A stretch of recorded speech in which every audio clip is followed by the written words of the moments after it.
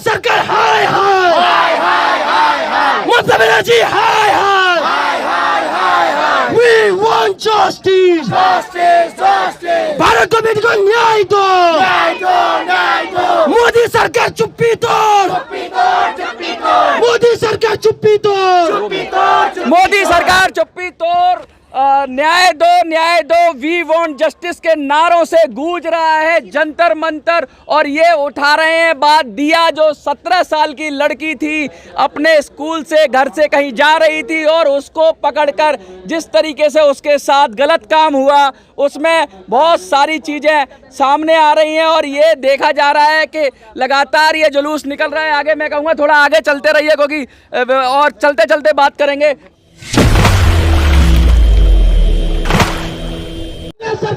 जिस तरह से लगातार ये हो रहा है, बंगाल के अंदर ऐसी घटनाएं आ रही हैं, रोहिंग्याओं का पूरा नाम आ रहा है उसके अंदर के रोहिंग्या के साथ रोहिंग्या समाज के लोग ऐसा कर रहे हैं, क्या कहेंगे उस पर? देखिए, हम किसी एक संप्रदाय को नहीं बोलते, एक कम्युनिटी को हम टारगेट नहीं करते, लेकिन ये एक व्यक्ति है और एक व्यक्ति की एक तुच्छ सोच है, बहुत छोटी सोच है।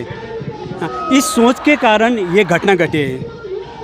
लेकिन ज़्यादातर आज ये देखा जाए भारत में कि ऐसे घटना की जो मेजॉरिटी एक कम्युनिटी है, ये मुस्लिम कम्युनिटी से आ रहे हैं। इसलिए कहीं ना कहीं शंका तो पैदा होते हैं, लेकिन हम एक समुदाय को टारगेट नहीं करते इस बात पे कि एक व्यक्ति को कर देते हैं। रोहिंग्या तो अब उनकी क्या धर्म है वो अलग विषय है, लेकिन कहते हैं कि वो इस देश के नहीं है, बाहर विदेश के हैं, तो घुसपैठिए हैं। तो वो तो किसी भी धर्म के हो अगर घुसपैठिया ऐसा करता है तो बड़े शर्म की बात है इस देश के लिए। बिल्कुल बिल्कुल बिल्कुल, देश के लिए बहुत ही शर्म की बात है। और जो उस देश की प्रशासन है और उस जगह की स्टेट की प्रशासन है और वहाँ के जो कानून व्यवस्था है, उसको तो रोहिंग्या या ये जो घुसपैठी है और ये जो समुदाय है, ये जो संप्रदाय है, ये जो तुच्छ सोच के व्यक्ति है, इन्होंने धज्जियाँ उड़ा के रख दिया है।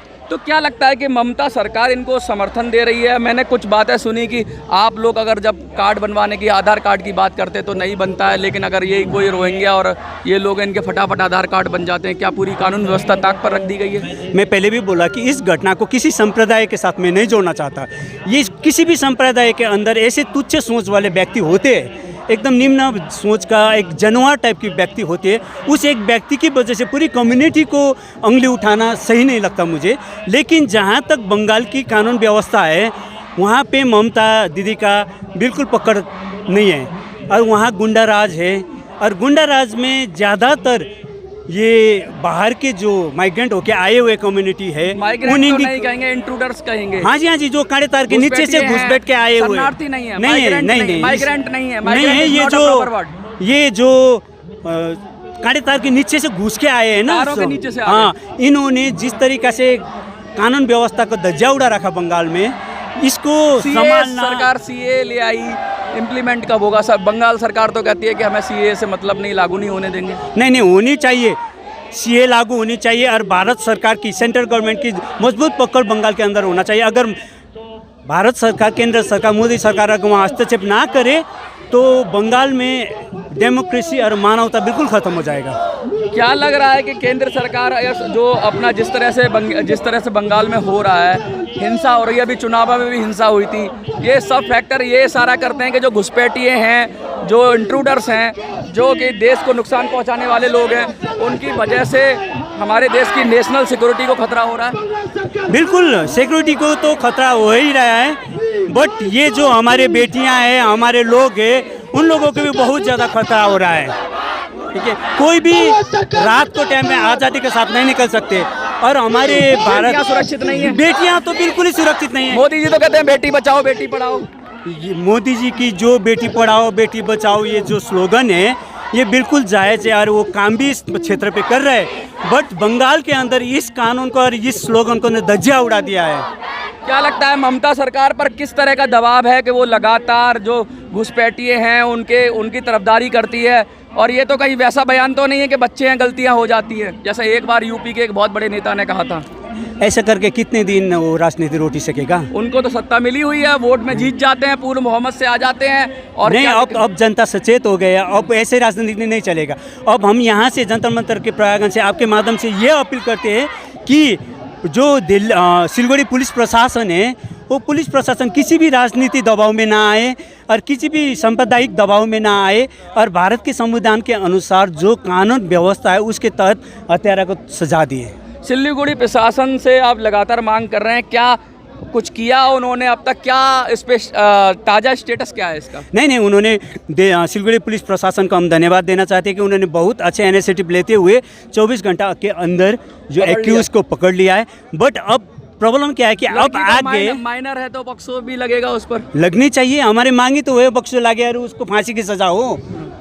क्या हमारी मांग नहीं है ये बेटी सिर्फ गोरखाओं की बेटी नहीं, ये भारत की बेटी है और भारत के संविधान के अनुसार, भारत के कानून के अनुसार इसको फांसी की सजा और पॉक्सो कानून लगनी चाहिए। क्या स्पीडी ट्रायल की भी बात करेंगे कि जल्दी से जल्दी फैसला हो और सख्त से सख्त सजा मिले?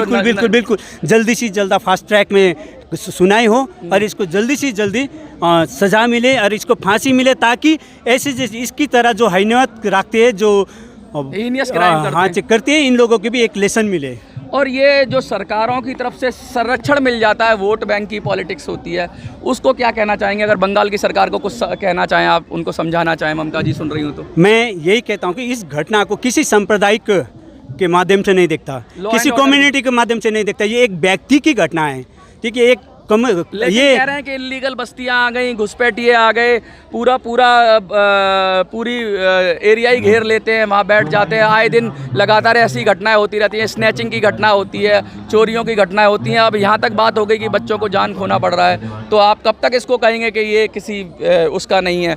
लोग तो आ ही रहे हैं और लोग बढ़ रहे हैं, लाखों की संख्या में। सरकार ने खुद माना है कि 40 लाख से ज़्यादा लोग ऐसे हैं जो भारत के अंदर हैं, और जो घुसपैठिए हैं, शरणार्थी नहीं हैं, जो भारत के अंदर आ रहे हैं, अपराध भी कर रहे हैं, यहाँ के रिसोर्सेज का इस्तेमाल भी कर रहे हैं, और यहाँ पे कानून व्यवस्था भी। अभी आपने पहले शायद आपने खबरें सुनते होगे तो आपने देखा होगा कि महाराष्ट्र के अंदर एक बहुत बड़ा प्रदर्शन हुआ था रोहिंग्याओं के समर्थन में, और जो मैदान था उस पर, जो शहीद स्मारक था, उस पर लात मार दी गई थी। क्या कहेंगे आप? सबसे पहली बात यह है कि भारत सरकार रोहिंग्या को सपोर्ट नहीं करता। हाँ, रोहिंग्या जो कौन सपोर्ट करता है? रोहिंग्या जो है वो कांटे तार के नीचे से घुस के आए हुए हैं। रोहिंग्या को सपोर्ट कौन? हम लोग बिल्कुल सपोर्ट नहीं करते, और जो भी इसको सपोर्ट करते हैं उनको हम यहाँ से ये चेतावनी देते हैं कि भारत सरकार इसको हस्तक्षेप करे और जो कानून व्यवस्था को धज्जियां उड़ा रखा है वेस्ट बंगाल में, उसको सटीक करे। गोरखाओं के लिए माना जाता है कि देशभक्त होते हैं, गोरखा कभी भी छोड़ते नहीं जो उनके साथ गलत करता है। क्या संदेश देना चाहेंगे अपनी कम्युनिटी की तरफ से? बिल्कुल छोड़ेंगे नहीं, जब तक इसको फांसी की सज़ा नहीं होगी तब तक हम चुप नहीं रहने वाले। जब तक फांसी की सज़ा नहीं होगी तब तक छोड़ेंगे नहीं। ये सीधा संदेश है गोरखा समाज का, और जंतर मंतर पर सैकड़ों की संख्या में महिलाएं, बच्चे और सब लोग प्रदर्शन कर रहे हैं, और सीधा ये बात कह रहे हैं कि किस तरीके से आ जाइए। मैं और बात करूंगा, ज़रा मैं फ़ोटोज़ भी दिखाऊंगा किस तरीके से ये बात चल रही है, और ये जिस तरीके से ये हो रहा है समाज के साथ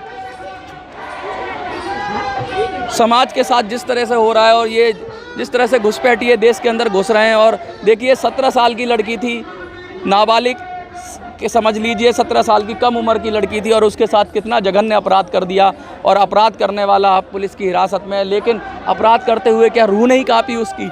ऐसे अपराध हो रहे हैं देश के अंदर कि अब सच में डर लगता है कि भारत के अंदर अगर इसी तरह से सरकार ने कोई पॉलिसी नहीं बनाई, सीएए बन गया लेकिन वो भी ठंडे बस्ते में ही है, कब इम्प्लीमेंट होगा? क्या हम ऐसे ही अपनी बेटियां खोते रहेंगे? बहुत ही शर्म की बात है कि लगातार ये देखिए सैकड़ों की संख्या में लोग जुटे हुए हैं, और किस तरीके से कह रहे हैं, क्या हम अपनी बेटियां लगातार ऐसे ही खोते रहेंगे, और या क्या जंतर मंतर पर प्रदर्शन करते रहेंगे, या इनके खिलाफ सख्त कार्रवाई होगी? सख्त कार्रवाई का मतलब है कि सीएए कब लाओगे, कब घुसपैठियों पे कार्रवाई करोगे, कब इनको देश से बाहर निकालोगे, कब एनआरसी आएगा, पता नहीं। लेकिन हैंग टू डेथ की मांग हो रही है। We want society where girls don't need to be scared की बात हो रही है, और ये इतनी सारी बातें करने के बाद भी, और ये मैं कुछ कहूँगा आपसे जी मैडम, ये लगातार जो ऐसा हो रहा है जिसमें मैंने काफ़ी बात की तो पता लगा कि जो इंट्रूडर्स हैं, जो घुसपैठिए हैं, वो बंगाल में बहुत ज़्यादा हैं, और जो बांग्लादेश से इधर उधर से आए हुए हैं वो लॉ एंड ऑर्डर की प्रॉब्लम भी क्रिएट कर रहे थे लगातार। लेकिन अब क्या पानी सर के ऊपर से हो गया है? देखिए, हमारी 17 साल की बेटी पे अभी हमें कोई राजनीति नहीं करने आए। हमारी बेटी, मेरी घर में भी बेटी है, ठीक है। आज हम प्रदेश में हैं, हम यहाँ काम करने आए हैं, जब तब हमें गांव में क्या बोला जाता था कि वहाँ जा रहे हो, दिल्ली जा रहे हो, हरियाणा जा रहे हो, वहाँ तो सेफ नहीं है बेटियाँ। लेकिन अब हमारे घर आंगन में इस तरह से हमारे बेटियाँ सेफ नहीं है, इसके खिलाफ हम है। और आज जिस तरह से हमें किसी धर्म से मतलब नहीं है, किसी समुदाय से मतलब, वी आर ह्यूमन बींग्स, हम इंसान हैं और हम सारे इंसान हैं। खाली ईश्वर ने दो ही इंसान बनाए, एक मर्द एक औरत, लेकिन ये समुदाय वगैरह ये इन सब से हमें कोई मतलब नहीं है। लेकिन जो लोग इस तरह का मतलब रखते हैं, बताना चाह रही हूँ, लेकिन आज के डेट में जब भी रेप हो रहा है, या दिल्ली में हो रहा हो, हरियाणा में हो रहा हो, पंजाब में हो रहा हो, राजस्थान में हो रहा हो, या भी दार्जिलिंग में हो रहा हो, सिलीगुड़ी में हो रहा हो, आज देखा जाए तो एक मुस्लिम समुदाय का ही लड़का क्यों आ रहा है, मुस्लिम समुदाय का ही लड़का लोग क्यों आ रहा है, इसलिए हमारी रोहिंग्या रोहिंग्या होता है। और मैं आदरणीय ममता बनर्जी हमारी सीएम है, वो खुद ही लेडीज है, तो हम उनसे रिक्वेस्ट करते हैं, आप खुद सीएम लेडीज हो, आज हमारे आपके अंडर में हमारी बेटियां क्यों सेफ नहीं है, तो आप कड़ी से कड़ी उन जो हत्यारा है, जिस तरह से बेदर्दनाक मौत उस बच्ची को स्कूल को ड्रेस में दिया है, उसको आसानी से ना छोड़े। देखिए हम लोग यहाँ पर धरना स्टॉल में है, हम शांत नहीं रहने वाले जब तक, अब इस केस को हम दबने नहीं देंगे जब तक इस हत्यारा को फांसी की सजाए या उम्र कैद की सजाए, कोई भी सजाए, जब तक हमें नहीं सुनाई देगी तब तक हम शांत नहीं बैठेंगे। क्योंकि आज इस बच्ची के साथ हुआ है, कल मेरी बेटी के साथ होता है, कल मेरे फ्रेंड की बच्ची के साथ हो सकता है। बेटियां सेफ नहीं है ममता बनर्जी जी, और ये बंगाल के संपूर्ण प्रशासन को मैं रिक्वेस्ट करूंगी, लेट मत करो, बहुत ज़्यादा हो गया लेट, हमें कुछ भी इन्वेस्टिगेशन नहीं करवानी है, आप उस हत्यारा को कड़ी से कड़ी सजाई दो।